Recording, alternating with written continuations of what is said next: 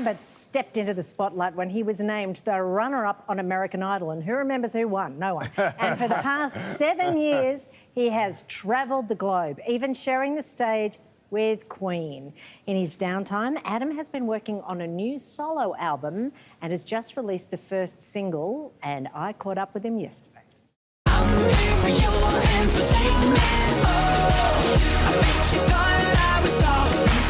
Adam Lambert, it's really nice once again to see you here in Australia. You must quite like the place. I like it here, yeah, I do. It's always good to come back.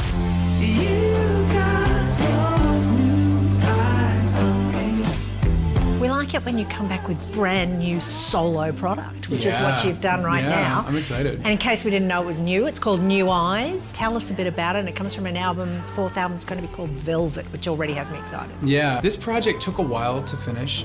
When I started the album, I didn't exactly know what I wanted to do. And so I just kind of experimented sort of casually with certain writers and producers in the studio and explored. No, I really wasn't seeing all the things that I should see. So you've made this clip for New Eyes, which you say is going to be part of a story of short films that will come out as the album proceeds. How many are we going to get? I haven't decided yet. Yeah, I mean, I'm doing something a bit untraditional, and I'm going to release this album in 2 halves. Okay. So side A of Velvet comes out in September. And I trust it will be on vinyl, given your love. I would like to put it on vinyl, yes. Excellent. I think that would be appropriate. And side B will come later. It's just a new way of doing things, a way to kind of extend the whole experience a little bit. We will rock you. The last time I saw you, I glimpsed you across the room at the Fox after party at the Oscars. That's right. That was a good night. Yeah. What happened on tour, stay on tour, we'll keep the details to ourselves there. But you just performed at the Oscars with Queen. What was that like? Opening the Oscars was, it was surreal.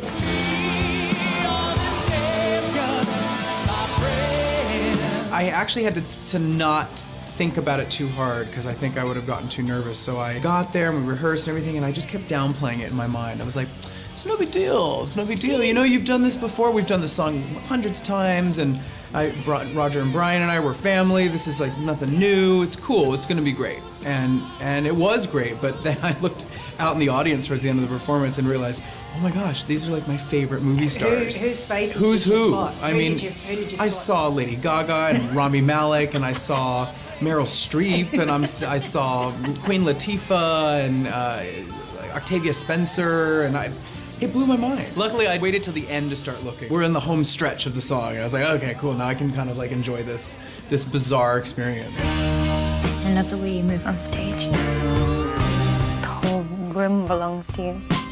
You're actually the film, you're in it. For half a second, yes, I have a very disguised cameo. You're at a truck stop, if I spotted you correctly. That's me, yeah. But it's all in the look.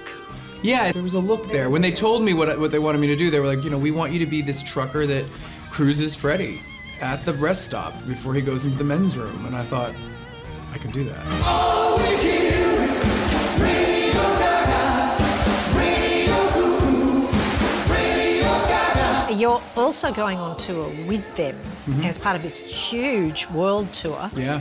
Coming off the back of the film, I guess, in a way, because there's just this thirst for people to hear all those songs live again.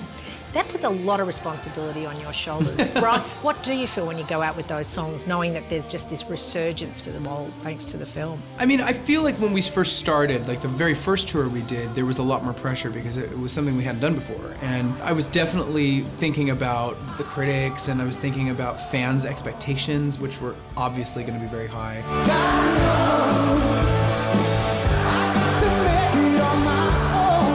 And what I realized really early on was that I'm a fan too. I'm just like all those people. I just got, you know, the gig, and I'm, you know, in the weird outfit, sweating. So I realized very quickly that I just wanted to talk to the audience about it. And I always say every show, I talk about Freddie, and I talk about how much I love him just like they do, and there is no replacing Freddie Mercury. He's a god, and he was taken away from us far too soon. So when I get to perform with Brian and Roger around the world, I look at it as a way to pay tribute to him. Yeah. Another one bites the dust. Another one bites the And we do have some things in common, so. Yeah, you have such a huge set of experiences brought to you to where you are. What do you see as the similarities? Well, I mean, I think first is, I have a background in theater, you know. I think Freddie was also very theatrical. He was drawn to opera and to playing dress up, and that's always been the type of performer I've been as well. And also the fact that Freddie was queer, and as am I, and being able to kind of exist in this generation, in this day and age, where things are much less taboo, where things won't ruin your career if they get out. It's nice to connect the generations that way. If I wanted to go, I would have gone by now, but I really need you near me. Not last album, the album before was the first #1 by an out artist. Yeah, in the #1 US, yeah. In the US on Yeah. the Billboard chart. Yeah. So as much as you say we have come a long way, that took a mighty long time. Yeah, it had never happened. That was a big milestone for me personally, but also I think it proved to the industry that there's commercial viability for, a queer artist. A lot of the people I worked with in the business weren't necessarily homophobic. They were fully accepting of me and what I was about, but as a business venture, they were leery of it, And so I'm really proud of that milestone because I think that it proves a point. We go out July and August in North America, and then I have the rest of the year to work on my project and perform my music.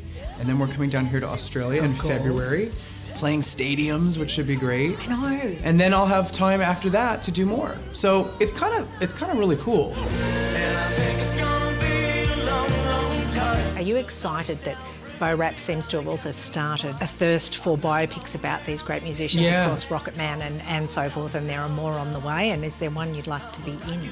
I hear that there's an Elvis one in the works. But honey, lay off my shoes, don't you step on my blue suede shoes. Yeah, Baz Luhrmann's making Yeah, it. that could Actually, be you've interesting. got quality hair. You could do some Elvis. I've been compared to Elvis quite a bit, so I mean. And actually, the more I look at you, you're right.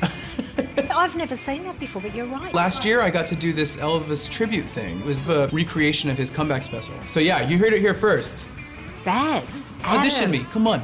That works. You have to come and film it here too. He's going to make it here. Yeah, I got the lip goes up. You've got everything. Yeah, you don't have to talk like that. It's great. That's our scoop.